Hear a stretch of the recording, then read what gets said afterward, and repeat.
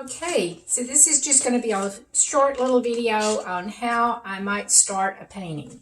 So this will give you some idea of what the class is going to be like. I'm just going to demo a little bit, explain the materials, and then give you a chance to do the same thing or with your medium, do something similar. We're going to mainly be talking about design, how to use color, how to simplify, and most importantly, how to critique your own work so that you can improve on it. So we're going to free ourselves up. We're not going to try to do anything realistic. We're just going to play with color, shapes, and values. So I'm beginning with this.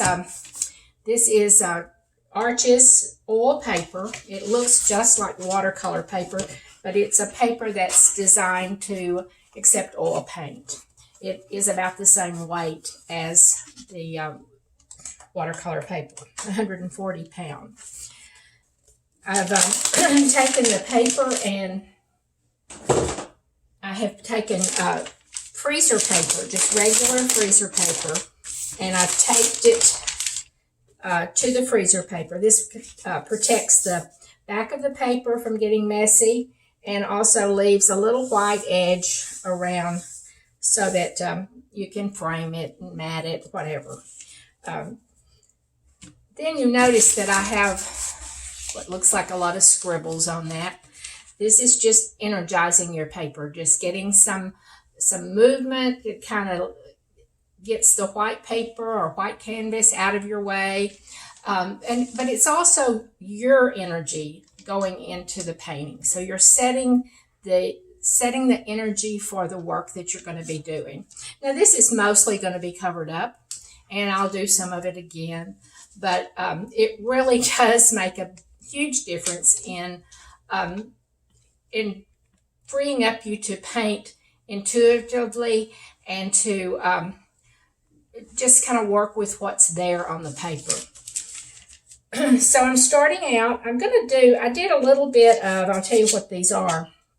It's a little bit of pencil and it's a little bit of oil pastel. And I just made marks. They look very similar to the marks that I found in my old books when I was a child, my mother saved. It's funny that those reappear, but we do all have our own signature with our handwriting, with our marks we make. So yours will be different. They'll be yours. So starting out with just a very thin glaze, I'm just going to do the first layer of this using the Gamlin Cold Wax. And I'm using a blue, which is ultramarine blue, and a burnt umber. So usually I will start with a warm and a cool color because I just kind of like that. I like to play the warm and the cool. But this time I'm going to do the blue and burnt umber just to get some shape and value on there. And I'm using my bowl scraper. And I have already mixed the cold wax with the paint and used about equal amounts. It makes it makes the transparent paint very, very transparent and glides real easy on the paper. So I'm going to start out with the blue. And see how it's very, it's like a glaze with it. And I hope I mixed up enough. It doesn't seem like I have quite enough.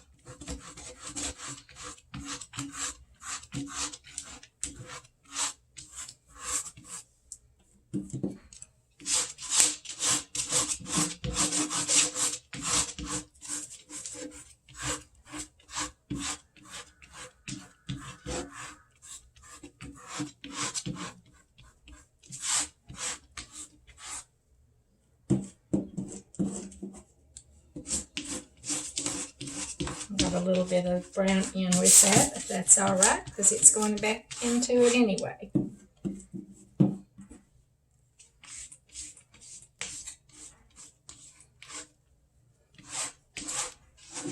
And it's okay if some of these mark makings bleed a little bit. That's fine. So actually, with this umber, it does have a very warm look, so I have started out with a warm and a cool. Just can't seem to get away from that, huh?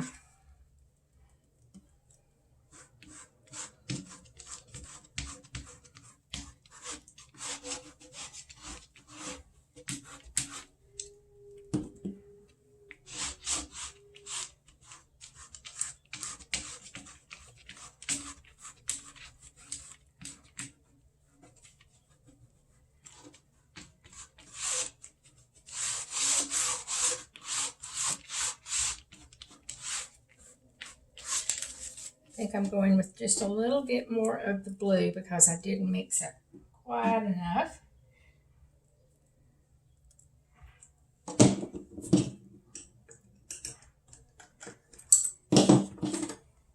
And so I have about that much of the color, and I'll put about the same amount of the cold wax.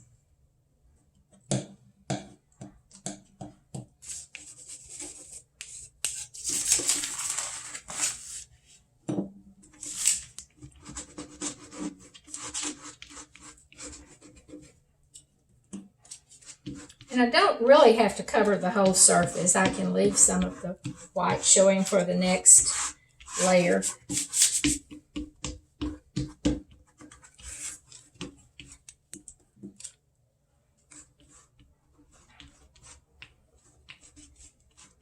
I believe I want to start, this is ended up being a very dark layer, and I like that because it's going to be a good layer to lift the other layers down to.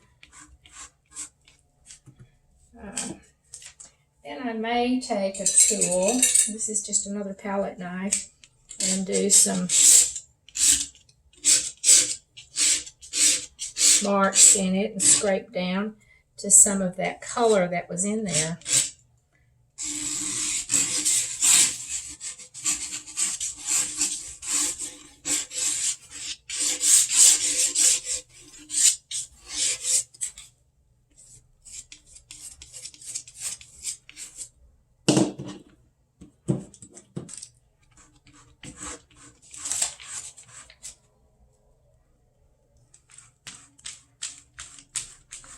I'm not putting it on very thick. I want a thin glaze with it. So that is about all I'm going to do with this layer. And then I will mix my color. So the next video is going to be about mixing colors.